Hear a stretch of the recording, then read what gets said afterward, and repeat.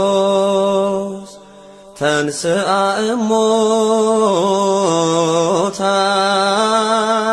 ከትንሣኤ በኋላ ያሉት 50 ቀናት ረቡዕና ዓርብን ጨምሮ አይጾሙም። እንግዲህ አባቶቻችን 50ውን ቀን በነገራችን ላይ 55 ቀን አስቀድመን ስለጾምን ከዛ 50ውን ቀን ደግሞ እንደገና በጣም እንድንበላ የስጋ ጉዳት ደርሶብን አስቀድሞ በጾሙ ተበድለን በጾሙ ስጋችን ከስቶብን ከዛ ያን ደግሞ ለማካካስ ለመወፈር ሰውነታችንን ለማድለብ በጣም ወፍራም ለመሆን እንደዛ አስበን አይደለም 50 ቀን አባቶቻችን እንዳይጾም ያደረጉት ማለት ነው። ሲጀመር ክርስቲያን ሁሉ ጊዜ በመጠን ነው የሚኖረው። አይ በቃ በፊት የጾም ጊዜ ነበረ፣ የማማት ጊዜ ነበረ፣ ሰግደናል፣ ጸልየናል፣ አሁን ደግሞ እንደፈለግን እንሆናለን የሚል መረን የወጣ አካሄድ እንድንሄድ አይደለም። ክርስትና ሁሉ ጊዜ በመጠን የሚኖር ነው። ክርስቲያን ሁሉ ጊዜ ጾመኛ ነው። በነገራችን ላይ ክርስቲያን ሁሉ ጊዜ ጾመኛ ነው ማለት ከኃጢአት ማለት ነው። ከኃጢአት ጾመኛ ነን። ስለዚህ በበዓለ ሃምሳውም ይሁን ከዛም በኋላ ይሁን ከዛም በፊት ይሁን ክርስቲያን ምን ጊዜም ጾመኛ ነው። ጾመን ከክፉ ነገር እንጾማለን። ከምቀኝነት፣ ከተንኮል፣ ከዘረኝነት፣ ከሐሜት፣ ከነዚህ ከክፋት ነገሮች በሙሉ ክርስቲያን ምን ጊዜም ጾመኛ ነው። በዓመት 365 ቀን አለ። ያን ሁሉ ቀናት ይጾማል ማለት ነው። ክርስቲያን ጠዋትም ማታም ሳይል ሁሉ ጊዜ ጾመኛ እነዚህን ይጾማል። ነገር ግን ረቡዕ ዓርብን ጭምር አሁን አንጾምም ስንል የፍስክ ምግቦችን እንበላባቸዋለን ማለት ነው ከትንሣኤ በኋላ። ለምሳሌ ከዛ በፊትም እኮ ረቡዕና ዓርብን የምንጾምባቸው ምክንያቶች አሉ። ምክንያቱ ምንድን ነው? ለምሳሌ ረቡዕና ዓርብ ጾመ ድነት ነው የምንላቸው፣ የድነት አጽዋማት ይባላሉ። ክርስቶስ ለኛ የማዳን ስራ ያደረገልንን ውለታ እንዴት እንዳዳነን ውለታውን የምናስብበት ፍቅሩን የምንዘክርባቸው አጽዋማት ናቸው።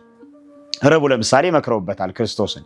ረቡዕ ሰኞም ተማክረዋል፣ ማክሰኞም ተማክረዋል። ነገር ግን ምክራቸው የጸናበት ማኅበራነ አይሁድ ተመድበሉ ለሰቂለ አምላክ ተመሃሉ ክቡረ ንጉሠ ሰቀሉ ደሙ በላዕሌነ ወላዕለ ውሉድነ ይቤሉ። አያችሁ፣ የአይሁድ ማህበር ተሰብስበውም ክርስቶስን ለመስቀል ተማከሩ። ስለዚህ ያ ምክራቸው የጸናበት ዕለት መቼ ነው ከተባለ ረቡዕ ነው። እንዲያውም 9 ሰዓት ነው። ረቡዕ 9 ሰዓት ላይ ምክራቸው ያኔ ተስማምተው ወጡ ነው የሚለው ረቡዕ 9 ሰዓት ላይ። ስለዚህ ረቡዕ 9 ሰዓት ላይ ምክራቸው ስለጸና አባቶቻችን እስከ 9 ሰዓት እንድንጾም ስርዓት ሰርተውልናል ማለት ነው።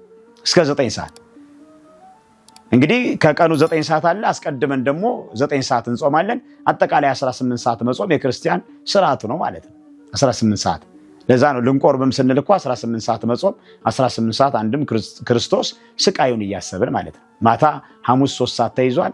እስከ ዓርብ 9 ሰዓት ድረስ ተንገላቷል ክርስቶስ።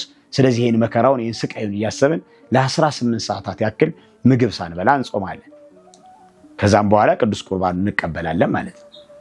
ስለዚህ ረቡዕ ዕለት ምክራቸው የጸናበት፣ ዓርብ ደግሞ እንደዚሁ የተሰቀለበት ለዓለም ሲል ድነትን የፈጸመበት ዕለት በመሆኗ በጣም ብዙ ስቃይ፣ ብዙ ግርፋት፣ ብዙ መከራ አጥንቶቹ እስኪቆጠሩ ድረስ ክርስቶስ ለእኛ ሲል መስቀል ይዞ የተደፋበት፣ ከሐና ወደ ቀያፋ፣ ከሄሮድስ ወደ ጲላጦስ ስንት ነገር ስንት መከራ የደረሰበት ክርስቶስን ለእኛ ሲል ያደረገውን ውለታ እያሰብን ይህን ውለታ በትንሣኤ አይዘነጋም። በነገራችን ላይ ንዜኑ ሞተከ ወትንሣኤ ከቅድስት እያልን ነው። አብራ ቤተክርስቲያን አብራ ሁልጊዜ ታዜመዋለች በቅዳሴዋ።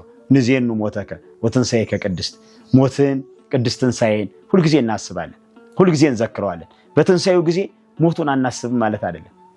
ምክንያቱም ሳይሞት ትንሣኤ የለምና፣ ሳይሰቀል ሞት፣ ሳይሞት ደግሞ ትንሣኤ የለም ለክርስቶስ። ስለዚህ ተሰቅሎ ሞቷል፣ ከዛ ሞቶ ደግሞ ትንሣኤ እንላለን። ስለዚህ ስቅላቱን ሁልጊዜ ቀራንዮ ላይ ሆነን ነው እያሰብን የምንጸልየው። አሁንም ቤተክርስቲያን ቀራንዮ ላይ ነው ያለችው። አይኗን ከቀራንዮ እንትን ሁልጊዜ እንደተከለች ነው፣ አንስታ አታውቅም ከቀራንዮ።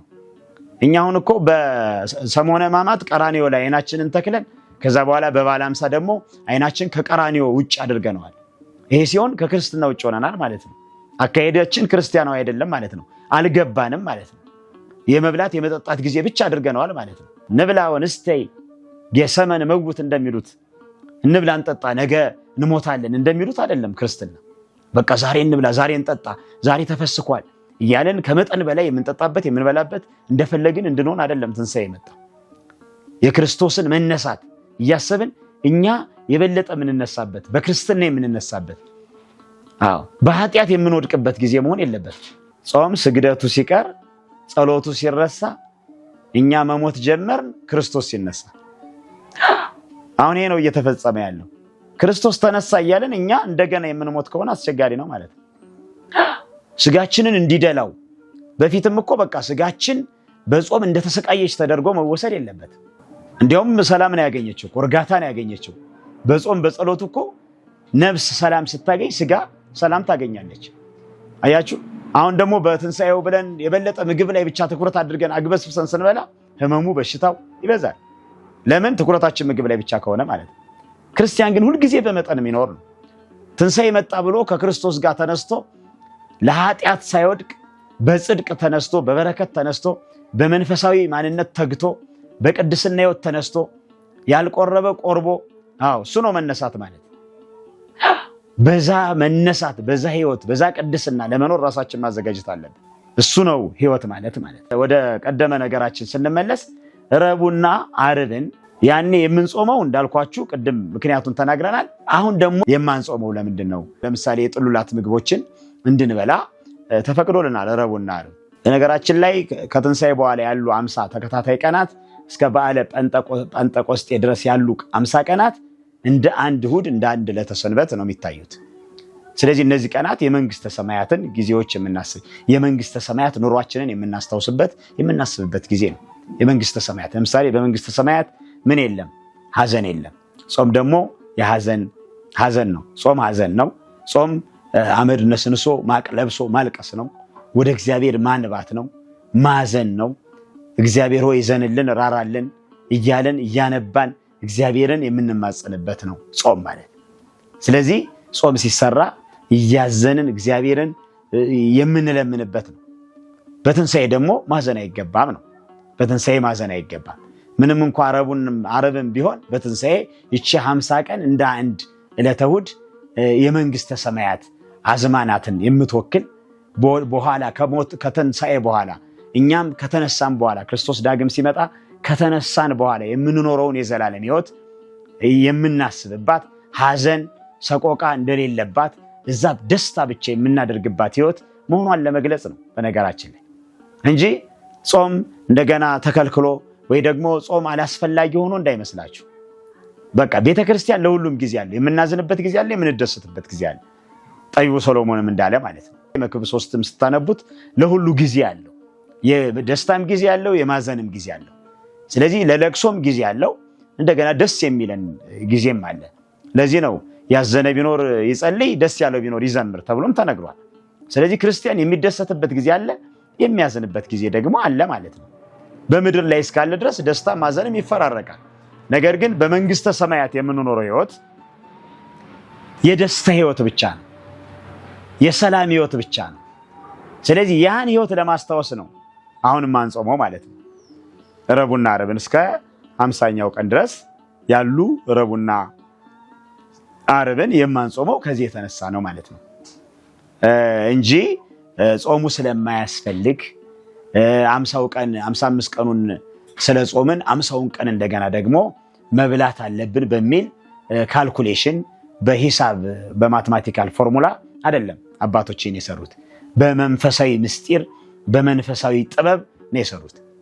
ለስጋችን አድልተው አይደለም ይሄን የሰሩት። የመንግስተ ሰማያትን ኑሮ እንድናስብ ነው ይሄን የሰሩት። አይ በቃ ከዚህ በኋላማ ጾሙ ተፈታ ትንሳኤ መጣ እያልን ራሳችንን ወደ ርኩሰት ራሳችንን ወደ ኃጢአት እንደገና መሞት መጀመር የለብን። መነሳት ተነስተን ነው መቀጠል ያለብን። ክርስቶስ ተነሳ እያልን እኛ እንደገና ወደ መቃብር ወደ ኃጢአት መቃብር መውረድ የለብን እንዴ። ከመቃብር እኮ ክርስቶስ መቃብርን እኮ መግነስ ፍቱልኝ ድንጋዩን አንሱልኝ ሳይል እኮ ነው በዝግ መቃብር ክርስቶስ የተነሳ። አስባችሁታል? በህቱም መቃብር ነው ክርስቶስ የተነሳው። ስለዚህ እኛም ኃጢአትን እንደገና ወደ ኃጢአት መመለስ የለብንም። እንደገና ወደ ኃጢአት መቃብር መውረድ የለብንም። እንደገና ወደ ዲያብሎስ ቀንበር መሄድ የለብንም። ምክንያቱም በገላትያ 5:1 ላይ በነፃነት ልንኖር ክርስቶስ ነፃ ወጣን፣ ከእንግዲህ በባርነት ቀንበር አትያዙ ነው የተባለው። በነፃነት ልንኖር ክርስቶስ ነፃ አውጥቶናል። ያ ነፃነት ከኃጢአት ነፃ መውጣት ማለት ነው። ከዲያብሎስ አገዛዝ ከዲያብሎስ ባርነት ነፃ መውጣት ማለት ነው። ለክርስቲያን ነፃነቱ መብላት መጠጣቱ አይደለም። ለክርስቲያን ነፃነቱ ምንድነው ከተባለ ክርስቶስ ነው። ክርስቶስን መያዝ በውስጡ መያዝ ማለት ነው። ክርስቶስን በውስጡ ማፍቀር ማለት ነው። ንጽህናን ቅድስናን መጎናጸፍ ማለት ነው። በበረከት ውስጥ መኖር በመንፈሳዊ ማንነት ውስጥ መኖር ማለት ነው። ያ ነው ነፃነት ማለት። አንዳንዱ ነፃነት ሲባል በቃ ከስርዓት መውጣት እንደፈለገ መሆን መረን በቃ እንደፈለገ መሆን ማለት ነው። ከህግ ከትእዛዝ ውጭ መሆን በቃ ህግ ትእዛዝ እንደ ጭንቀት ይሆንበታል። እንዲህ አድርግ የክርስቶስን ስርዓት ተከተል ሲባል እንደ መከራ ያየዋል። ለክርስቲያን ግን ነፃነቱ ማለት ጽድቁ ነው። ለክርስቲያን ነፃነቱ ማለት የእግዚአብሔርን ትእዛዝ መጠበቁ ነው። ለክርስቲያን ነፃነቱ ማለት በእግዚአብሔር መደሰት ነው። በቅዱስ ጳውሎስም እኮ ተናግሯል አይደለ? በፊልጵስዩስ 4:4 ላይ ሁልጊዜ በጌታ ደስ ይበላችሁ ደግሜ እላለሁ ደስ ይበላችሁ ይላል። ሁልጊዜ በጌታ ደስ ይበላችሁ ደግሜ እላለሁ ደስ ይበላችሁ ይላል። ደስታችን መሆን ያለበት በክርስቶስ ነው። ፍጹም ደስታ የሚሆነው ለዚህም ነው ረቡዕና ዓርብንም እኮ ሳይቀር አንደኛ በማቴዎስ ወንጌል ምዕራፍ 9 ስታነቡት ያኔ ሌሎቹ ጠይቀውታል አይደል? እነዛ ፈሪሳውያን ጠይቀውታል እኮ አይሁዶች። ምንድነው ያሉት ጌታን? እኛ እንጾማለን ደቀ መዛሙርት ግን ለምንድነው የማይጾሙት ብለዋል። የነሱ ጾም እኮ ራሱ ከንቱ የሆነ ነው። ጊዜ ይመጣል ያን ጊዜ ይጾማሉ አላቸው። አያችሁ የምንጾምበት ጊዜ ደግሞ አለ ማለት ነው። ከዛ በኋላ እኮ ሐዋርያት የሐዋርያትን ጾም ጾመዋል። እኛም ቀጥለን ከዚህ ባለ 50 ልክ እንደተፈጸመ ከጰራቅሊጦስ ቀጥሎ ባለው ማግስት ሰኞ አሁን በዚህ ዓመት የ2018 ግንቦት 24 እንጀምራለን ማለት ነው የሐዋርያትን ጾም። ስለዚህ ሐዋርያቱ ከዛ ጾማቸውን ቀጥለዋል። ነገር ግን ሙሽራው ከነሱ ጋር ባለ ጊዜ መጾም አይገባቸው። የደስታ ጊዜ የሐሴት ጊዜ ነው። ለሁሉ ጊዜ አለው። ያኔ ደግሞ ያለቅሳሉ፣ ያን ጊዜ እያነቡ ደግሞ ይጸልያሉ፣ ይጾማሉ። አሁን ደግሞ ከሙሽራው ጋር ናቸው። ደስታ የሚያደርጉበት ጊዜ ነው። ከክርስቶስ ጋር ነው። ስለዚህ የመንግስተ ሰማያት የሙሽርነት ጊዜያችንን የደስታ ጊዜያችንን የሐሴት ጊዜያችንን የምናጣጥምባት ናት እንጂ በስጋችን ብቻ ድሎት እያደረግን ነፍሳችንን የምናኮሰስባት ጊዜ አይደለችም። በዓለ ትንሣኤ የትንሣኤ ሰሞን 50 ቀን ስጋችን እንደፈለገ ደልቶት ነፍሳችን ደግሞ ቤተክርስቲያን የማያስፈልጋት ሰውነታችን ቤተክርስቲያን የማያስፈልጋት ማለት አይደለም። ከቤተክርስቲያን የምንረቅበት ጊዜ ማለት አይደለም። ሰው በስግደት ዕለት በሕማማቱ በጾሙ በጣም ይሰበሰባል ቤተክርስቲያን። በጣም ጥሩ ነው፣ ይቀጥል። ይሄ መቀጠል አለበት። ከዛ በትንሣኤ ሲሆን ደግሞ በቃ ይበተናል ማለት ነው። ከዛ በኋላ ወደ ሺሻ ቤቱ፣ ወደ ዝላይ ቤቱ፣ ወደ ጭፈራው፣ ወደ ዳንኪራው ይኬዳል። በቃ ከዚህ በኋላማ ተፈታ ተብሎ ማለት ነው። ጾመ ልጓሙን ፈታላችሁ ተብሎ ከዛ እግዚአብሔር እኮ ለኃጢአት ነበር የለጎመን። ጥሩ ነበር ለኃጢአት መለጎማችን። ለኃጢአት ተለጉመን ኃጢአትን እንዳንሰራ ክፉ እንዳንናገር ጥሩ ነበር። ከዛ በኋላ ግን በቃ ተፈቷል። እንደፈለግን የምንናገርበት፣ እንደፈለግን የምንሳደብበት፣ እንደፈለግን ከሰዎች ጋር የምንጋጭበት፣ እንደፈለግን በቃ የምንሆንበት፣ መብል መጠጡን በጣም የምናበዛበት፣ የምንሰክርበት ጊዜ የትንሣኤ ጊዜ እንዴት ይሆናል? እንዴት ነው የትንሣኤ ጊዜ የስካር ጊዜ? እንዴት ነው የትንሣኤ ጊዜ እንደገና የሕማማት ጊዜ የሚሆንብን? ይሄማ ምን ደስታ ሆነ? እንደገና ሐዘን አደረግነው ማለት ነው። ክርስቲያኖች ማስተዋል አለብን። በነገራችን ይህን ስናገር ለራሴም ጭምር ነው። ሁላችንም እንዳንሞት ማለት ነው። በትንሣኤው እንዳንሞት፣ በትንሣኤው እንዳንወድቅ፣ በትንሣኤው መቃብር ውስጥ እንዳንገባ፣ በትንሣኤው ተነስተን እንድንቀር፣ በኋላም ደግሞ ትንሣኤ ዘለ ክብር ላይ እንድንነሳ፣ ያን የክብር ትንሣኤ እንድናገኝ ጥረት ማድረግ አለብን። በነገራችን ላይ መትጋት አለብን። በመንፈሳዊ ሕይወታችን በመንፈሳዊ ማንነታችን የበለጠ መትጋት አለብን። የበለጠ ለመቀደስ ራሳችን ማዘጋጀት አለብን። የበለጠ መንፈሳዊ ለመሆን ራሳችን ማዘጋጀት አለብን እንጂ በቃ ክርስቶስ ተነስቷል፣ ስለዚህ እኛም ከዚህ በኋላ ፈታ እንበል እንዝናና በሚል ሰበብ በቃ ከመጉላላት ውስጥ መግባት የለብንም ማለት ነው። ጥሩ ነው። እንደ ክርስትና እኮ መዝናናት በራሱ የተከለከለ ነገር አይደለም። በመጠኑ ደስታ ማድረግ፣ ሐሴት ማድረግ፣ መዝናናት ባለብን ቦታ መዝናናት፣ ከኃጢአት ውጭ በሆነ መንገድ መዝናናት ይቻላል። ክርስቶስ ነፃነታችን አልነፈገንም። መብላት መጠጣታችንንም አልነፈገንም። አትስከሩ እንጂ መጠጣት ያለብንን እኮ እንጠጣለን። የተፈቀደልንን ማለት ነው እንጠጣለን፣ እንበላለን። ምክንያቱም አንዱም በመጠጥ ነው አይደል ደስታ የሚገለጠው። እንድንበላ እንድንጠጣ በጉንም በሬውንም አስቀድሞ ፈጥሮልናል። ከኛ በፊት ፈጥሮ አዘጋጅቶ ምግብ አድርጎ ሰጥቶናል። ነገር ግን በቃ ስጋችን ብቻ እያደለበን ነፍሳችን ደግሞ የምትከሳበት ወቅት እንዳይሆን መጠንቀቅ ያስፈልጋል። በቃ ክርስቲያን ዓላማው ምንጊዜም ነፍሱ ነው። በትንሣኤም ጊዜ፣ በሕማማትም ጊዜ፣ በአጽዋማትም ጊዜ፣ ጾም ባልሆነም ጊዜ 365 ቀን ሁልጊዜ ዕለተ ሞቱን እያሰበ ሁልጊዜ ከክርስቶስ ጋር ለመኖር ከቅዱሳን ጋር ለመኖር ራሱን ማትጋት ራሳችንን የምናተጋበት ወቅት መሆን አለበት። ዘመኑ እኮ እንደምናየው ነው። ዛሬ ያልነው ሰው ነገ የለም። ስለዚህ በመቼ እንደምንጠራ አናቀው፣ መቼ እንደምንሞት አናቀው። ተዘጋጅተን መቅረብ ያስፈልጋል። ድልዋኔክሙ ንበሩ የተባልነው እኮ ለዚህ ነው። ቅዱስ ማቴዎስ ላይ ተናግሯል። ሁልጊዜ ተዘጋጅታችሁ ኑሩ፣ ተዘጋጅታችሁ ጠብቆ ተብለናል። ማቴዎስ 24ን በደንብ ብታነቡ የጌታ መምጫው መቼ ይታወቃልና ሞት እንደ ሌባ ነውና ንቃ። ሁላችንም መንቃት ይጠበቅብናል። መቼ እንደምንሞት አናቀው። ያው ሞት ፍጻሜያችን ነው ብለን ሳይሆን ቢያንስ ግን በኃጢአት ሆነን እንዳንሞት ነው። የዛኛውን ሞት እንዳያገኘን። ክርስቶስ እኮ ሞቶ ሞትን ደመሰሰው ሲባል እኮ የደመሰሰው ሞት የሞትን ነው። ስለዚህ ያ የደመሰሰውን ሞት እኛ እንዳንሞት በትንሣኤው እንዳንሞት በትንሣኤው ብርሃንን ለብሰን ብርሃን ተጎናስፈን ጽድቅን ለብሰን በበረከት ሆነን የትንሣኤው በረከት እንዲያድርብን እግዚአብሔር አምላካችን ይፍቀድልን። ስለዚህ 50ው ቀን ረቡዕና ዓርብን ጨምሮ የማንጾመው የደስታ ጊዜያት ስለሆኑ እንዳንድ ቀን ስለምናስባቸው የመንግስተ ሰማያትን ኑሮ የምናስብበት ጊዜ ስለሆነ ከዚህ አንጻር ረቡዕና ዓርብን ሳይቀር አንጾምም ማለት ነው።